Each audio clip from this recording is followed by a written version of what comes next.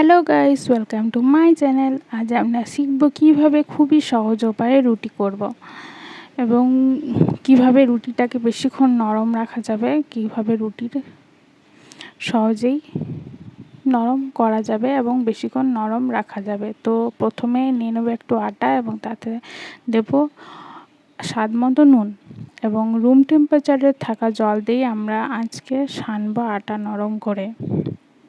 প্রথমে অল্প অল্প জল নিয়ে আটাটাকে মাখবো ভালো করে, যেন একবারে খুব বেশি পরিমাণ জল আটার মধ্যে না ঢেলে দেন, এতে আটা ঘেটে যাবে, আটা নষ্ট হয়ে যাবে, তাতে আপনার ঝামেলা বেড়ে যাবে।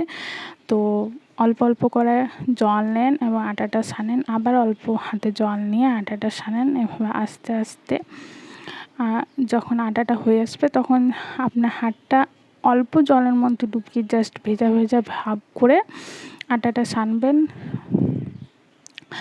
আটাটা যখন পুরোপুরি মাখা হয়ে আসবে তখন আপনাকে আটাটা 10 ঘন্টা ধরে নিটিং করার বা সানার কোনো প্রয়োজন নেই। জাস্ট আটাটা মাখা হয়ে উঠলেই আপনারা চাইলে তার মধ্যে ওপর একটু জল বুলিয়ে দিতে পারেন, নাও করতে পারেন। জাস্ট 10 থেকে 15 মিনিটের জন্য এটা ঢেকে রেখে দেন এবং কিছুক্ষণ পর দেখেন কী সুন্দর আপনার আটা নরম হয়ে উঠবে। আটাটা হাত দিয়ে যখন দেখবেন আপনার হাতের মধ্যে না লাগছে, তার মানে বুঝে যাবেন আপনার আটা পারফেক্টভাবে সানা হয়ে গেছে। এবার এখানে রুটি বেলার জন্য আমি নিয়েছি অল্প শুকনো আটা এবং কিছুটা তেল নিয়েছি, যাতে আমি করব কিছু পরোটা। আপনারা এখানে একটা কাজ করতে পারেন, যেটা হলো পুরো আটাটার একসাথে লোই তৈরি করার বা যে রুটির গোলগুলো হয় সেগুলো তৈরি করে। এতে রুটির পরিমাণটা যে হয় সবই সমান সমান হয় এবং আপনার একটা হিসাব খুব সুন্দরভাবে হয়ে ওঠে যে এই আটাটাই আমার এতগুলো রুটি হয়ে উঠলো বা হয়ে উঠবে। আমি সবসময় যেটা করি, পুরো আটাটার একসাথেই লোই তৈরি করি, যাতে আমার প্রত্যেকটা রুটির পরিমাণ সমান সমান হয়। এবার এই প্রথমে পিঁড়েতে আপনারা কিছুটা শুকনো আটা ছড়িয়ে নিতে পারেন লোই তৈরি করার জন্য, যাতে পিঁড়ের মধ্যে সেটা আপনার আটাটা আটকে না যায়।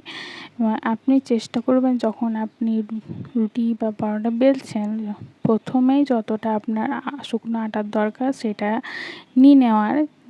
পরে নিলে রুটির মধ্যে যে আটা ভাব থাকে এবং সেটা আপনাকে পরে ডাস্ট অফ করতে হয়, সেটা থাকবে না। এবার পরোটা করার সময় আপনারা লোইটা একটু মোটা করবেন এবং রুটির ক্ষেত্রে একটু কম।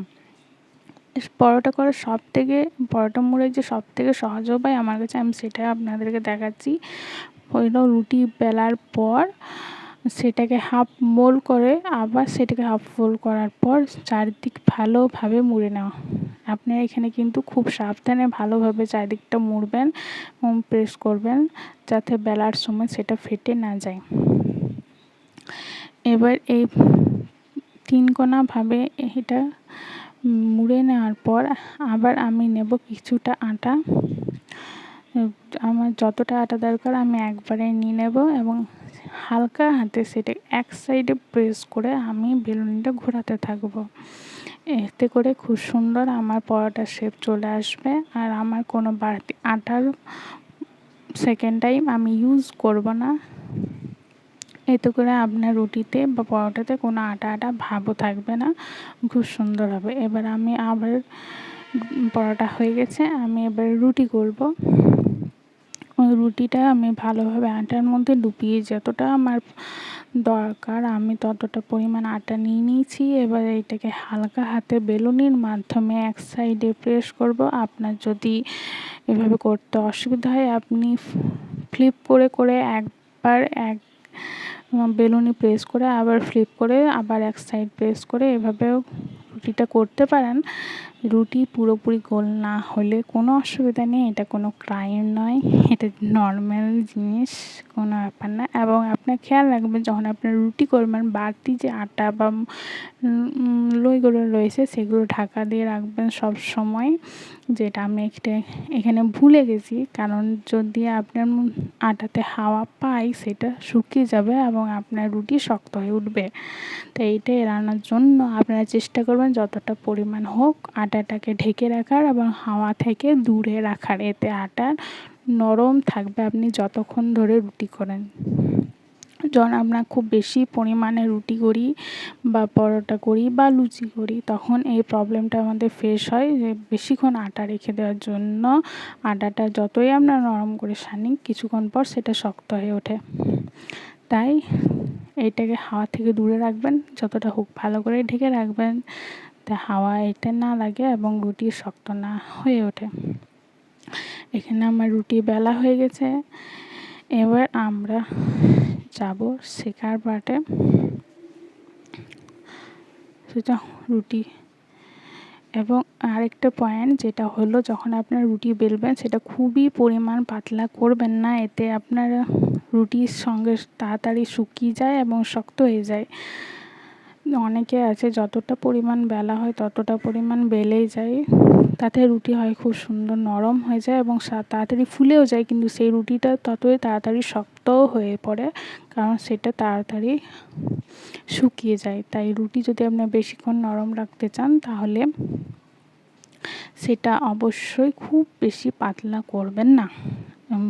এবার আর আমি পরোটা শিখবো, এখানে আমি তাওয়াটা 5 থেকে 10 মিনিট আগে ভালোভাবে পুরোপুরি গরম করে নিয়েছি এবং পরোটাটা দেওয়ার পর তার এক পাশ 8 থেকে 10 সেকেন্ড সেঁকে নেওয়ার পর আরেক পাশ 8 থেকে 10 সেকেন্ড সেঁকে নিয়েছি এবং তারপর আমি এই চাঁচুনিটা দিয়েই হালকা হালকা হাতে সেটা প্রেস করব। আপনারা চাইলে সুতির কাপড়ও ব্যবহার করতে পারেন।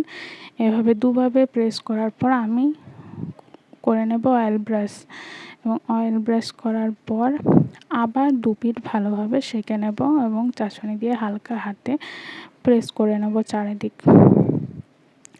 এবার এই যে পরোটা হলো আপনার ফুলে উঠবে, নরমও এবং আপনার পরের দিন অবধি এই পরোটা নরম থাকবে।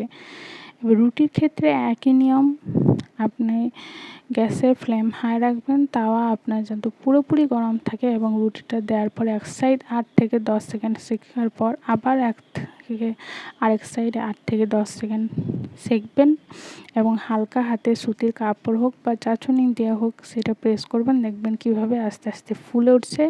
এবং এভাবে পুরো রুটিটা যখন দেখবেন কাঁচা ভাবটা দূর হচ্ছে তখন রুটিটাকে ডাইরেক্ট গ্যাসের ওপর বা আপনার সুবিধাতে একটা এরকম তারও ব্যবহার করতে পারেন, সেটাকে ডাইরেক্ট গ্যাসের ওপর হাই ফ্লেমে দিয়ে দেবেন, দেখবেন কি সুন্দর আপনার রুটি ফুলে এসছে এবং আপনার গরম গরম নরম নরম রুটি তৈরি হয়ে গেছে।